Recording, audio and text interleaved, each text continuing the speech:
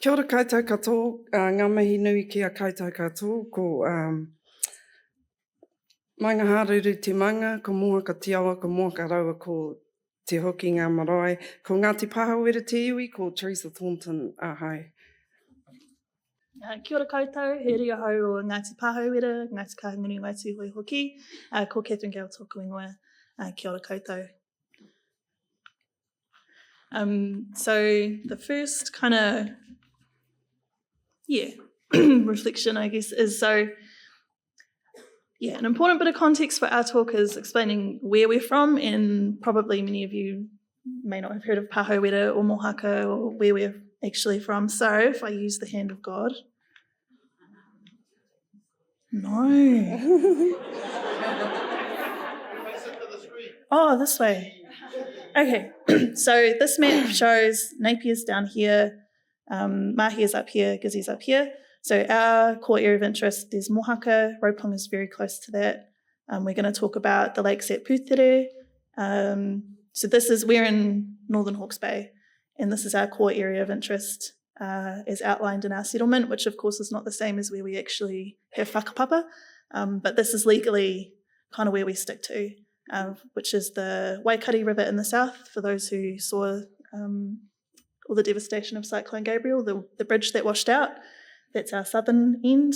Mohaka's in the middle, and Waiho is up kind of just south of Wairoa. So this is where we are.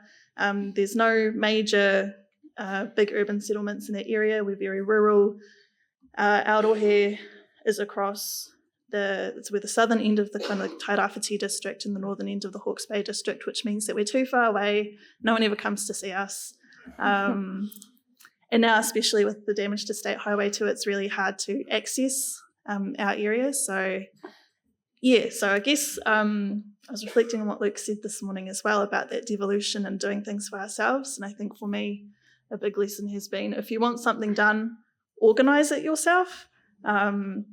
We're probably not in a position yet to do it ourselves, but if we work with others and we facilitate it, that's the best way to make it happen. I'll hand it back to you, Theresa. Next slide. So this is, I'd like to start with our community water supply, because it was such a long journey for us, and us as Māori, we need to work a little bit harder to get what we want. This is Guy Taylor. He's actually the main man for our system. He is the IT person for the Wairoa district, and we're lucky to have him because we run our system voluntary. He maintains and does the day-to-day upkeep of the community water supply. Charlie Lambert is another trustee, and he's part of our Raupunga Water Committee. So this is our stream. This is the Mangawhārangi stream, and back in the 1930s, I'm there holding a stick up, which is measuring the weir, with the engineer taking a photo. With a local engineer and our community, or community members, we were able to build our own system, and that's exactly what we've done. And we reinstated the old weir, which was done back in the 30s when our whānau had small little dairy farms around our communities. That's how they'd done it, but it was raw water back then, and you could drink it raw, as you can't do that today. So it was, for us, it was about getting clean, potable water to our communities. We have a community of about 250 people, 45 homes.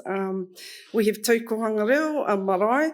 The marae relies on our water supply because without it they can't function. They can only function for about a couple of days, and then we switch over to our community water supply.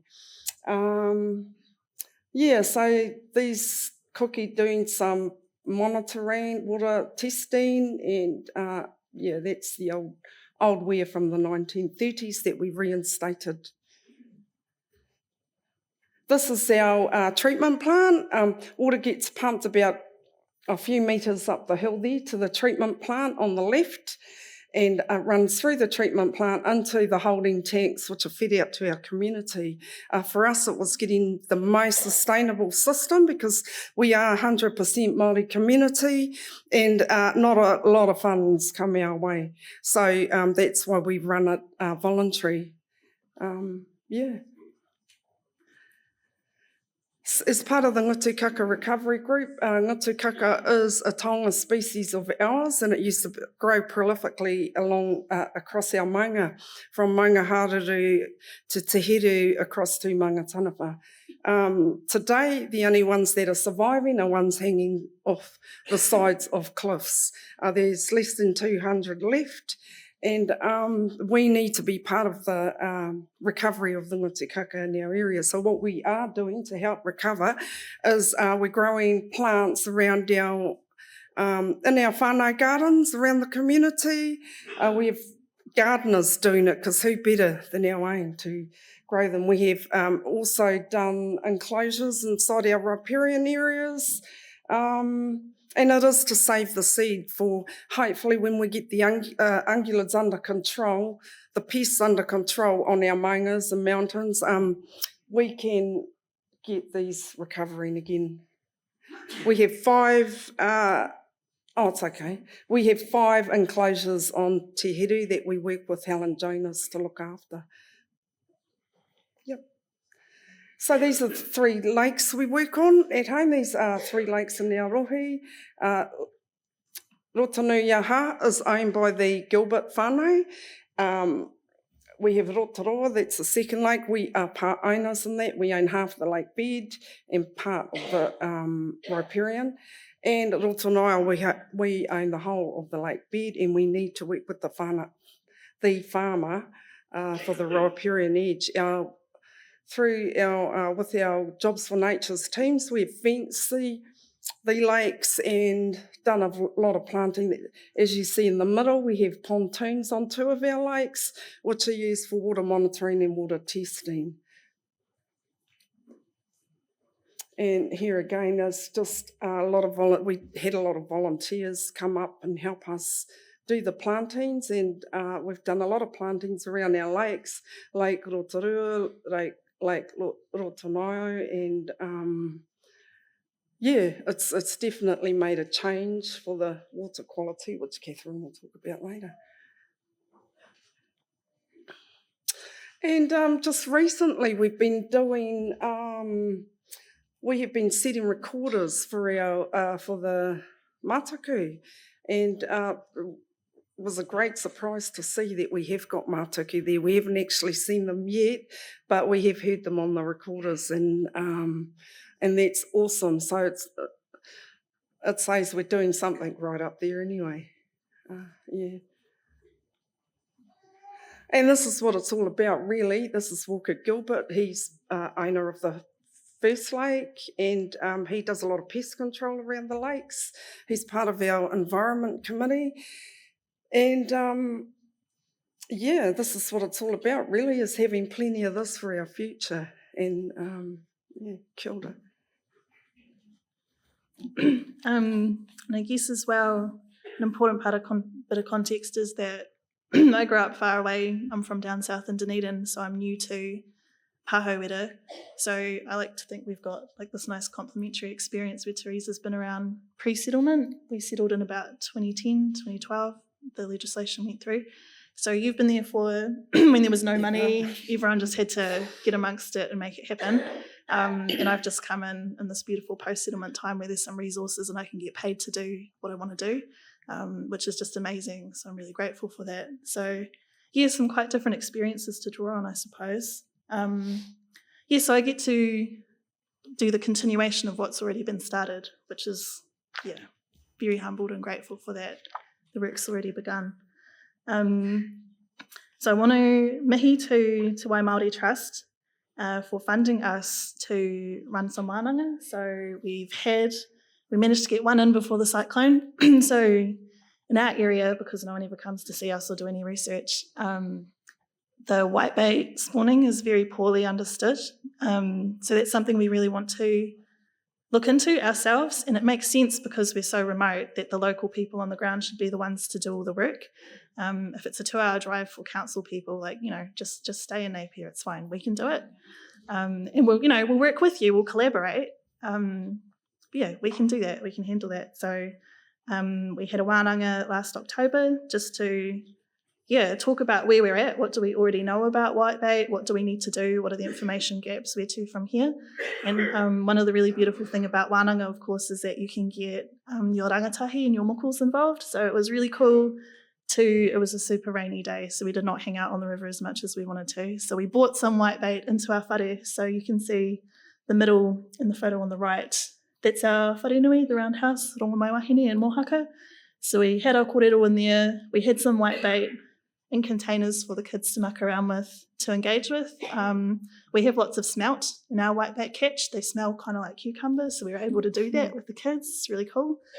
So I want to acknowledge Te Wai Māori Trust for that, and also for funding us for another wānanga that's been postponed due to the cyclone. But Ian, who's here and is going to talk later today, is going to come and share his kōrero and his knowledge about how to monitor waikōura populations in streams and lakes. So we're really looking forward to that. And the purpose of applying for that funding is that you ask council to do it and they say no, they've got no money. They don't know what having no money is. But anyway, so you go and find it yourself. You go and find the money yourself. You make it happen yourself. So big mihi to Te Wai Māori for making that happen. In this other photo on the left, again, mihi to the Environmental Protection Authority because they funded us environmental DNA kits. So that's what this wānanga is on the left, learning how to use that technology. And I'll talk more about that on a later slide. So one of the main areas that I'm not even focusing on. We do so much. We've just chosen to talk about Pūtere today because we can't talk about everything. Our 3 lakes, the Pūtere lakes, all really close together, all quite small. We're very fortunate through settlement to have a lot of mana there because we or our whānau own a lot of the catchment and the lakes themselves. And I guess the theme of what I want to say really is, working with others and leading it ourselves to get what we want done. So we're really fortunate to have worked with the Aotearoa Lakes divers. Maybe you've heard of them. They volunteer. They're like professional divers with all the tickets, and they'll just go around donating their time. And for us, they came and they did hornwort surveys and kākahi surveys.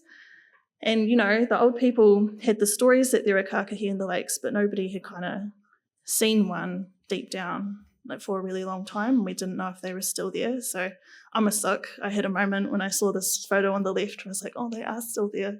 Had a bit of a cry about it. But because you can see the hornwort is encroaching on their habitat. So hornwort's this evil weed in the middle photo.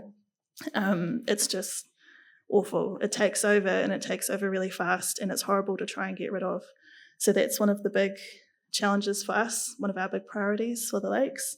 In this photo on the left is the divers doing their thing, coming out and recording where that is, so they can advise us on what we need to do. And with Pūtere, we've had so much support from so many people. I think there's a talk later about the Lakes 380 project. They came and they've shared knowledge with us.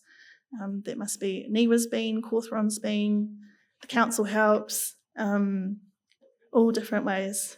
But I do want to brag about what we do. So we were fortunate to get an EnviroLink bit of funding through the Hawke's Bay Regional Council, and we got Mark Schellenberg, who I don't think is here, but he's, the man when it comes to lakes ecology. So he came up and wrote a report for us advising about what we needed to do. And one of those recommendations was bathymetry mapping of the lake. And council said, no, they have no money. It's too hard to get a boat up there 2 hours away. Then we have to get all the special equipment. So we spent $700 on a fish finder. And, it comes with a Flash app. So we generated this map on the left. One of the locals donates his time. So I think there's a picture of him later on. He lives 10 minutes down the road. He brings his boat.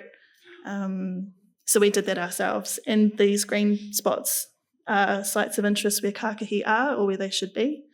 We found a kōrero, and there's an outlet between 2 of the lakes. This moko on the bottom left is looking less than stoked. It was awesome to have them there, but I think it was Luke who said, the young ones, and I include myself in not being young necessarily, but I also have not necessarily grown up knowing how to do all of these things. So it's been really cool to have kids come out and engage with our taonga. So we were able ourselves to see kōrero are still here, tuna are here, The bullies are really important because they're the host for kākahi. We know that they're there, so we should have what we need for healthy populations. We just need to get rid of the hornwort. Well, that's one of the main things.